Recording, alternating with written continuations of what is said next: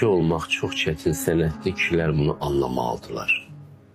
O qurban bayramları var ha. Bu ən çox kişilər üçündür. Kişilər başa düşməlidirlər ki, onlar bu dünyaya gəliblər ki, böyük dəyərlər üçün qurban olsunlar. Kişilərin ən balacası özü üçün yaşayandır. Ondan biraz böyüyü tarixən ailəsi üçün yaşayandır. Ondan biraz böyüyü həm də qohumları üçün yaşayandır. Ondan biraz böyüyü vətən üçün yaşayandır. Ondan biraz böyüyü həqiqət üçün yaşayandır. Özünü həqiqətə qurban verəndir. Bu peyğəmbərlərin səviyyəsidir. Giordano Bruno'ların, Nesimilərin səviyyəsidir ki, kişiliyin belə bir səviyyəsi var həqiqət olanda. Və kişinin işi budur. Özünü nəyə qurban verirsənsə, sən osan.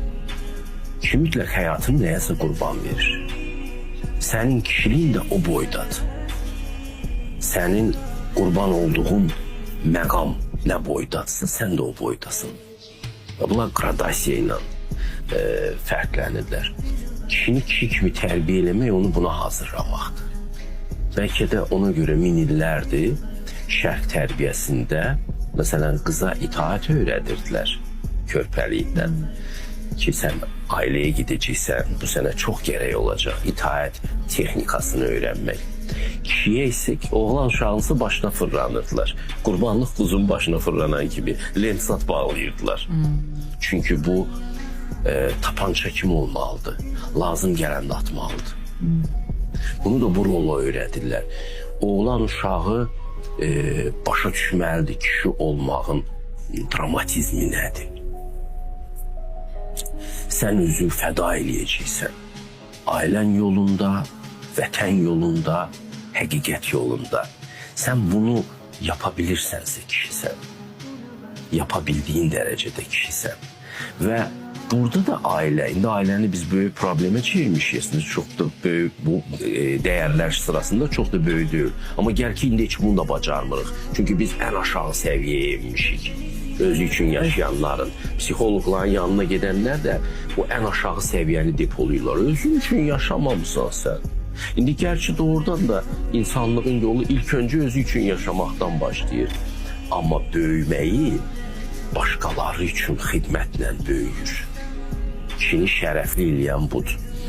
Və sən ailəvə görə məsuliyyət daşıyırsan, Allah qarşısında məsuliyyət daşıyırsan. Bəli, sənin üstünlüyün var. Sən bu evin komandirisən, liderisən. Amma sən öz quzularını kəsib yiyən çoban deyilsən axı. Sən onları himayə eləyənsən. Sən qurd deyilsən ailənin içində. Sən onun çobanısan. Bunu qədim metaforadır. Bibliyadan üzü bu yana istifadə olunan metaforadır.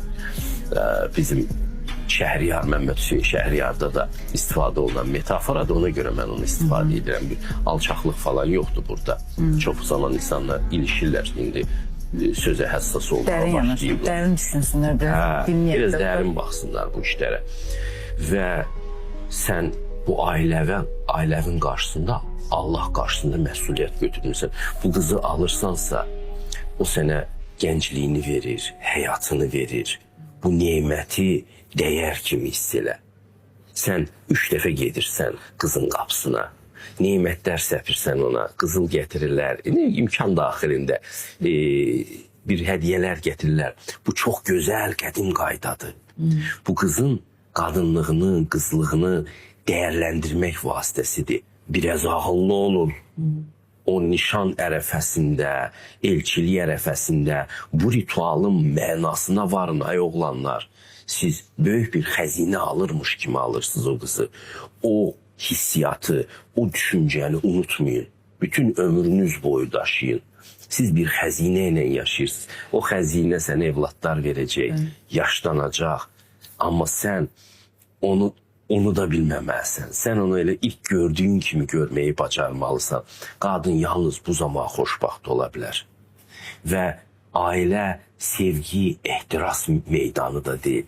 Ehtiras falan o 5 günlüktü, 3 günlüktü olabilir. Ailəni yaşadan sənin insanlığındır.